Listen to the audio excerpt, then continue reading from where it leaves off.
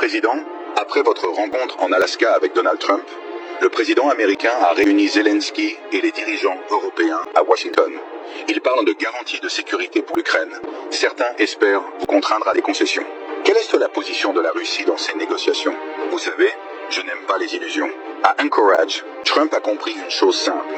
On ne discute pas avec la Russie pour lui dicter quoi que ce soit.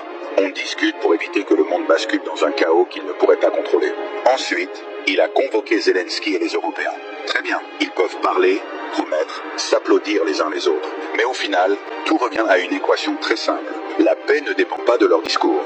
Elle dépend de l'acceptation des conditions russes. Ces conditions sont claires. Elles ne changent pas. Les territoires intégrés à la Fédération de Russie sont russes, et ils le resteront. L'Ukraine ne doit jamais devenir une base de l'OTAN, ni une tête de pont militaire contre Moscou. Les financements et les livraisons d'armes doivent cesser immédiatement. Voilà le cadre. Rien de plus, rien de moins. Les Européens veulent se rassurer en parlant de garantie de sécurité pour Kiev.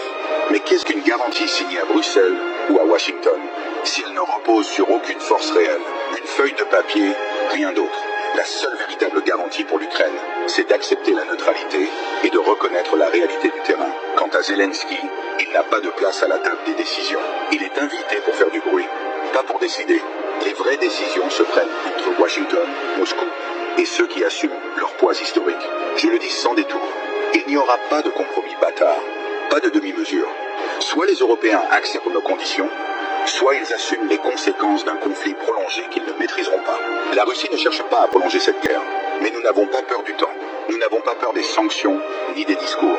Nous avons résisté à des empires entiers. Alors croire qu'une réunion à la Maison-Blanche suffira à nous faire plier est une naïveté pathétique. À présent, la balle est dans leur camp. Ils savent ce qu'il faut faire. Accepter sans condition, ou bien découvrir ce que signifie vraiment défier la Russie.